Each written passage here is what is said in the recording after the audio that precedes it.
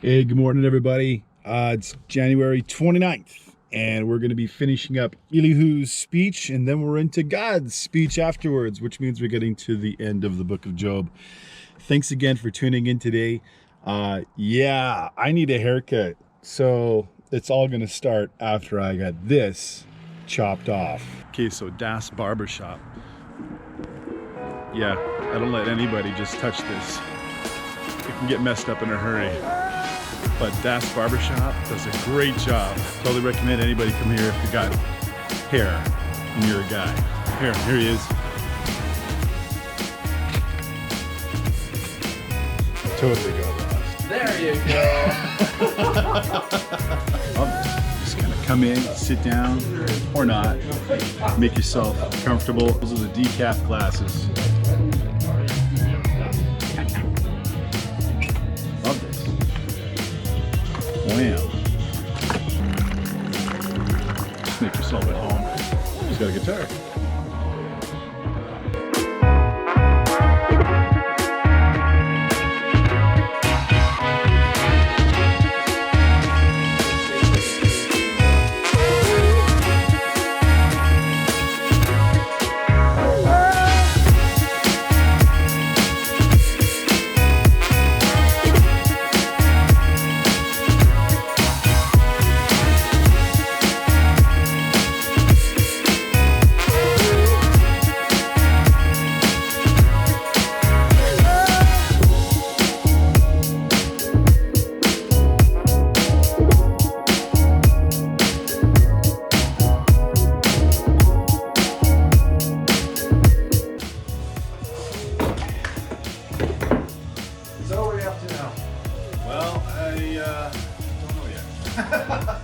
I gotta go do a vlog. So Yeah, I guess so. Wander around downtown, the camera in my face, and It's always fun walking around with this camera like this, yeah. and you're looking straight ahead. You know, I'm really coming to the conclusion that doing this makes me look silly. Yeah. Right, brother. Appreciate it, man. Good to see you again. Thanks again, Justin. Very welcome. All right, good to see All right, you. brother. All the best. Take care. All the God best. bless you, my friend. You too. All right. Das Barbershop does a pretty darn good job. So, yeah, highly recommend. Justin Duick. Dude is top shelf, in my opinion. I mean, it speaks for itself. I mean, look at the hair, not the beautiful face. Don't let the beautiful face distract you. Total awesome guy. You get in there, if you want to talk about faith stuff, no problem. You want to talk about music stuff, no problem. You want to talk about VW stuff, absolutely no problem. Das Barber. That's a good job, yeah.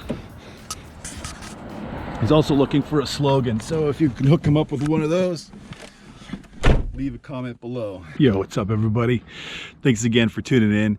Yeah, we're doing January 29th, starting off in Job 35, and we're going to be going all the way to chapter 37. So Job 35 to 37. Do you think this is right? Do you say my righteousness is more than God's? And I don't think that that's exactly what he's saying. He knows better. But anyway, this is what Elihu is picking up on. For you say, what advantage will it be to you? What profit shall I have more than if I had sinned? And I mean, this is the struggle some people go through. Maybe you've gone through this too, like where, you know, serving God is hard. Walking with God is hard. You're doing things that are right and that are good, and it's always harder to do the right thing than to do the wrong thing, right? And you got to wrestle with this thing. Like, you know, is it worth it to me to do this hard stuff and be obedient now? Or what? You know, or is it worth it for me just to do my own thing and then suffer the consequences? Well, what's God's perspective on it? Well, Elihu has an answer here. His answer is this. And while I'm answering you, I'm going to answer your companions too. Look to the heavens and see, and behold the clouds. They are higher than you. Basically, his wisdom is higher than you. So just take the clouds as an example. If you sin, what do you accomplish against him? Or if your transgressions are multiplied, what do you do to him? What profit shall I have more than if I had sinned? So will following God make your life easy? No. It can actually make your life quite difficult. Then what's the point? Well, the point is is that his ways lead to everlasting life. You see, there's this idea that when you die to serve Christ, it costs you up front. It's difficult up front. But the latter, the result, is life and life eternal, and good things come from it. Now, you can take it easy and disobey God up front, but the end result is destruction and evil. And so, yeah, although it's difficult, this is part of God's wisdom, and it's high wisdom. High as the clouds are, so is God's wisdom. You might not understand it, but the thing is that God isn't asking you necessarily to understand why it's difficult.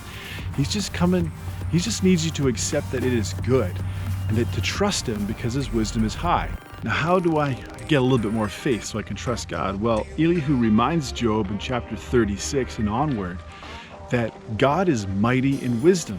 And even here, he talks about the water cycle. Verse 26 in chapter 36, behold, God is great, and we do not know him, nor do we know the number of his years. They can't be discovered, for he draws up drops of water, which distill as rain from the mist, which the clouds drop down and pour abundantly upon man. Man, God is infinite in wisdom. He knows how to work this world so it works. You know what I mean? Like, everything is designed by him to work and to be good and to our benefit. So if it's for our benefit and if it's for good, then we should trust him. And this is what nature is for, really, is to communicate the wisdom and the power and the beauty that resides in God. It's to help you trust. So if you look around all in nature and you see, yeah, that's good and that works, well, that's God. So if nature trusts him to deliver what it needs, you should trust him to deliver what you need. So again, going back to Jesus, and how does this relate to my walk with God? Well, Jesus talks about stress and really anxieties that you might face. By anxiety or being anxious, are you gonna change anything? No. By worrying, can you change one hair on your head? Well, no. Do it long enough, it might all turn gray.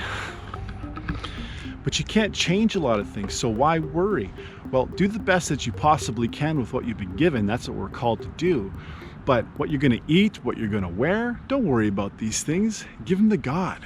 You see the birds of the air, you see the flowers, you see how God makes sure that they're all taken care of. Well, he's going to take care of you too. So in nature, God communicates his wisdom, his strength, and his provision for his saints. And Elihu's just saying, Job, I might not understand all that you're going through, but you're not more righteous than God. But you ought to hold your mouth and just trust him that all this stuff is for your good. Hard to hear when you're going through trial. Maybe you're going through trial. Maybe you just need some encouragement. Look out your window, find some nature, look at it, and realize that God has a season for everything and a reason for everything. And pray for the faith that you're going to need to endure the day. Thanks again for tuning in. We'll see you tomorrow. Jesus loves you. I love you. Peace.